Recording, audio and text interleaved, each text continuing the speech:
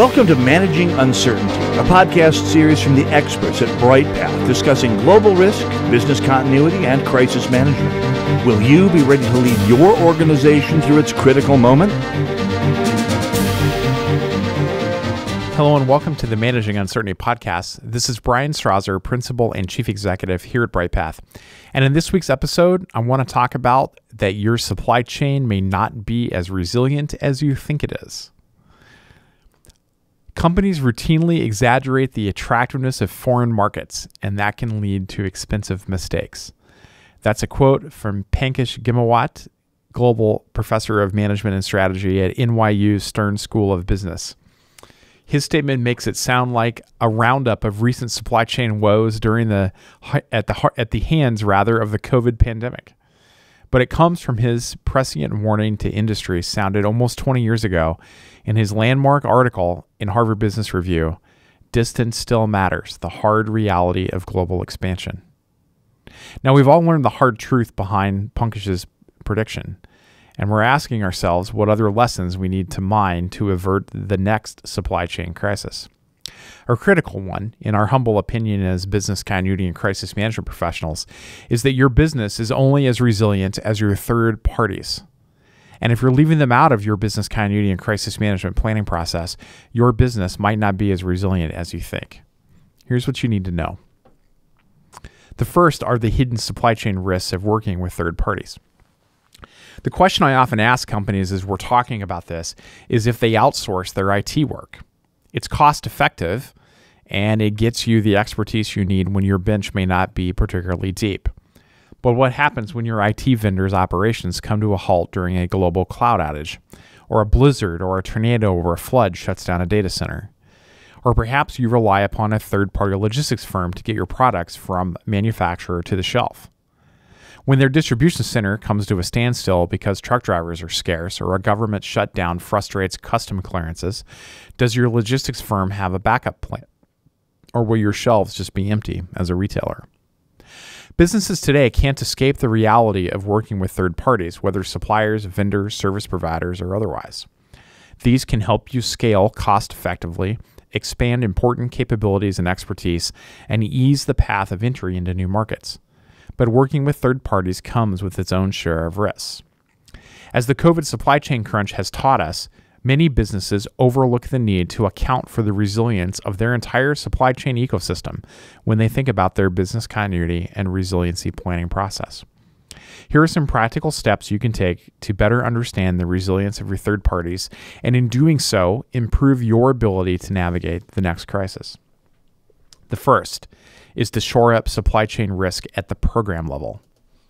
The first step to supply chain resilience is making sure everyone in your organization is on the same page. At the very least, you should have a strong partnership between procurement or vendor management or whatever you might call it in your company, maybe it's called sourcing, and your business continuity team in establishing minimum continuity requirements and assessing and monitoring vendors. Part of this collaborative process should include establishing minimum requirements of your vendors. Here are 4 things to think about there. Providing crisis and continuity plans applicable to the services they provide to the organization, or at least a certification statement if they won't share their plan. Documenting and describing their crisis management approach and how they will escalate and coordinate with your organization. If you find that they're relatively immature in their resiliency planning, they should minimally provide a continuity statement or program summary, along with a commitment to annually review and discuss their process and steps for improvement. Third, a summary of recent resiliency exercises or tests, including the scope, results, after-action report, and specific action items. And lastly, a commitment to participate in annual resiliency exercises with your organization, including the after-action process and carrying out action items to address observations or findings, especially for new, what I would think of as Tier 1 vendors, your big service providers. Don't forget to involve your legal team in this planning process. You will want to have contractual clauses that ensure compliance with the above minimum requirements and a way out if they're unable to meet your requirements in the long run. 2, you should identify vendors that have a high disruption impact. Now, I often see businesses make this mistake. As they're focusing their resiliency diligent efforts, they focus on the top vendors by volume or spend. but most big vendors are large and complex enough to have a good business continuity program in place. They're not typically the vendors that you're going to need to be the most concerned about. If you focus your diligence efforts on mere business volume, you may end up wasting time and resources on relatively low-risk vendors, while letting more risky but lower volume vendors slip through the crosshairs of your resiliency planning efforts. A better strategy is to identify particular third-party providers whose disruption would have the most impact on your company's operations. I call those your Tier 1 vendors. When working with our clients, that's how I describe them. Those are the ones that you want to focus your attention on. In assessing the potential impact of your vendors and providers in terms of your resiliency efforts, you should think about 4 things. Which vendors or providers are integrally involved in your critical business processes? Do they have the ability to sustain services in the event of a disruption? If they don't have a good business continuity or disaster recovery capability, are they willing to invest in making improvements? And if they aren't, are there alternate providers that you can partner with instead? Once you've identified and assessed the resiliency of these Tier 1 vendors, you should layer on additional vendor requirements to mitigate those risks and shore up your plans. That might include requiring them to produce additional plans for review and discussion, or requiring them to consult with your vendor management team about their resiliency planning and the escalation path to your organization. Third, conduct joint exercises with your vendors and providers. Exercising your business continuity and crisis management plans is the only way to truly know if they're going to work. Exercising your plans can help reveal gaps that need to be addressed and build the muscle memory that your team needs to respond smoothly when a disruption occurs. Including your key vendors and providers in your business continuity and crisis management exercises is often overlooked by most businesses. But conducting these exercises together with your third parties is critical to bringing alignment to your collective crisis response and resilience capabilities.